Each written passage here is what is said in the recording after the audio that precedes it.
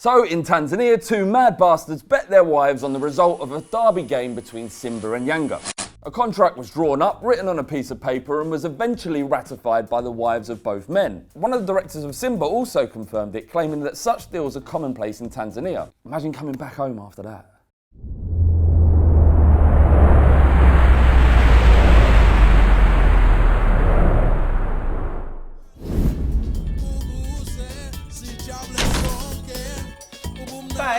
Babe, is that you? Yes. You alright? Yeah.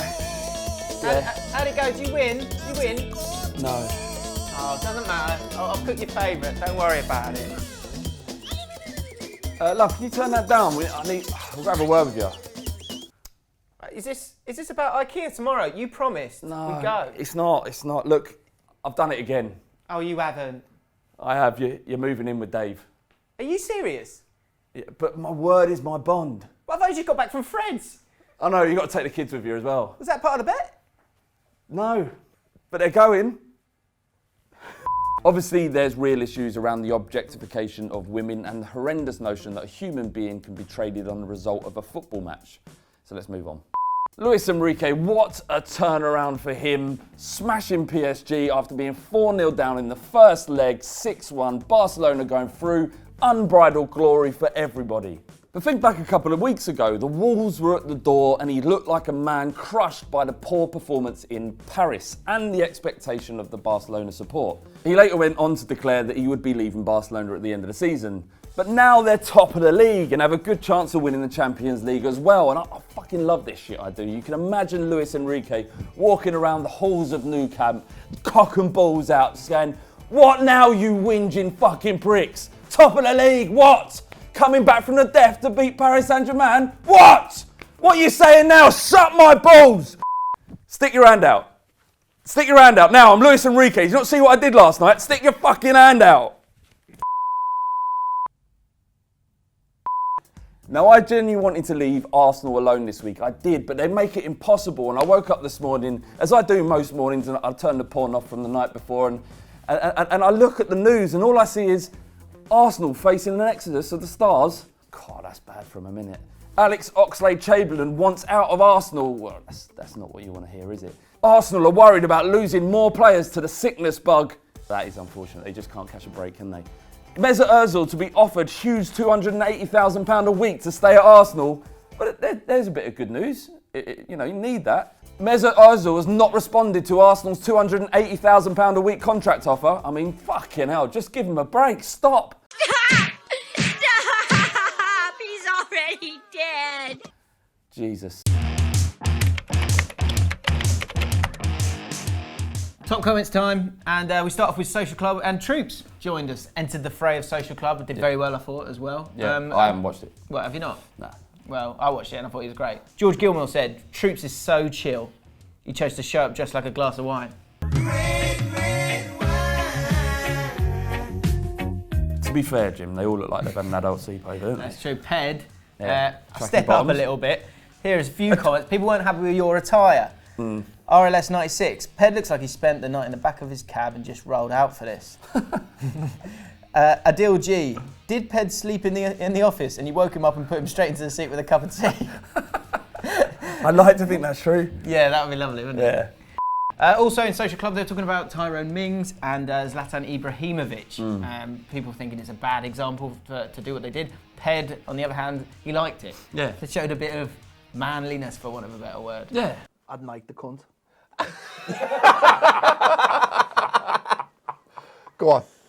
I was fucking boss what he did on Saturday. Which part? The elbow, or the telling, saying afterwards that he ran into me elbow? The elbow was superb. I officially endorse. Is that straight from the Duncan Ferguson It is. school? It is. Mate, he play? stood on his head and then run away, and he just went, "Bam, I'm going to do you. Happy days." So Ped doesn't think it's that big a deal, but King Hailstone, he's not happy about this. He says, if Mings had did that on the street, he would have got arrested. I mean, I agree. I do agree. He's lifting the lid here. Yeah, and it isn't just football. There's other sports that you could look at, right? So if you were walking down the street and you picked up a bowling ball and just rolled it at people, that could potentially be an offence. Archery, Another clay one. pigeon shooting, can't do that. Spitting in most sports as well. Spitting, yeah, Can't spitting. spit, can you? That's essentially an an offence. offence. Yeah. Riding a horse. Boxing, you can't beat the Fight. shit out of someone in the street. Yeah. Boxing, UFC, grapple someone, arm bars. Someone needs to get a hold of this because this is getting out of control. People are getting away with crime. There's shit going on in the streets. There were a few subtle changes to Talking Balls last week. Here's one comment. Herbert Artois, bring back Demba Ba photo or we riot. Can't. His time is done. It's time for new blood. The big video of the week, I guess, for Ball Street was Arsenal's fan protest, a feature that we did. You can check that out on the Ball Street channel. It was interesting being there, wasn't it, Craig? You nodded. It's a weird one because I couldn't go because I'm a Spurs fan. I just couldn't have done that. Could have gone. Couldn't. Decided not to go. They're a divided fan base, and there's flack being thrown around all over the place. Well, one guy's been dragged into it. I don't think it's fair. All right. Tim Henman. People talk about consistency all the time, but, you know, Tim Henman was consistent at Wimbledon. Never won it. Daniel Wotton. Wow, I forgot all about Tim Henman until that guy mentioned his name. I feel so old now. Ha ha ha.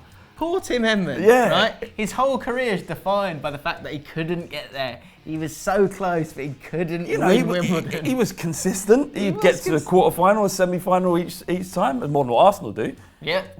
and then there's this bloke compares into the complete stagnation of Arsenal with the last 16 years to poor little Tim Henman. Well, yeah. And 10 years on from when he stopped playing, he's probably thinking, I think no one's bringing it up now. Andy Murray's won now. Brilliant. I can get on with the rest of my life after having a bloody good career. Yeah, earning lots Now of this, money. And now he's getting dragged into this. Me and Flav are going to be doing a Tim Henman respect protest at Arsenal's next home game. If you want to get involved, let us know in the comments below and we'll send you the address. We're going to be naked. This unfair comparison needs to be replaced and we need you guys to do it. Let us know in the comments below. Who would you compare Arsene Wenger's career to? Someone else, someone outside of football. Let us know in the comments below.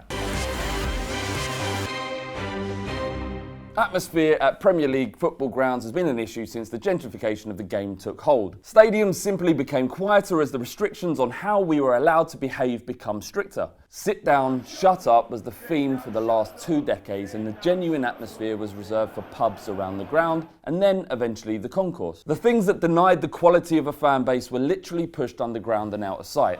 In the stands, there's plenty of space for it to spread out, and that's a good thing and makes sense. But the design of concourses in stadia means that fans get penned in as they congregate.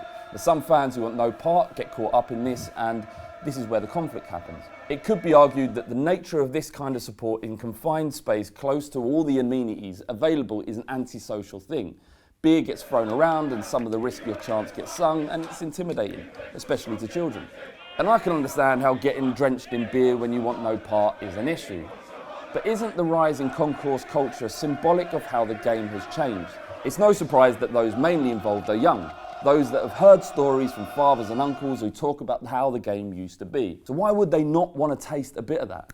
And isn't creating an intimidating atmosphere at football what it's all about? Football is still a release, and despite how much the game has changed, it remains a place for men to vent their frustrations. To be part of something that is greater than ourselves, and in a society that looks to control and subdue, it's a relief. As long as football remains a true spectator sport for those that go to matches, this should always be the case. Watch other episodes of Talking Balls by clicking here, and subscribe to Ball Street by clicking here. It's really easy. And press... And press what? Hit like and subscribe. And type 555 for cyber. I'm bringing that back. What is that? Those who know. Google it. It's basically in chat rooms in the early 2000s. If people wanted cyber sex, they put press 555 for cyber. Someone press 555 and you slide into their DMs. Oh, it's on, is it? Yeah, it's on. Wow. It's business. It's business time. Poor Tim.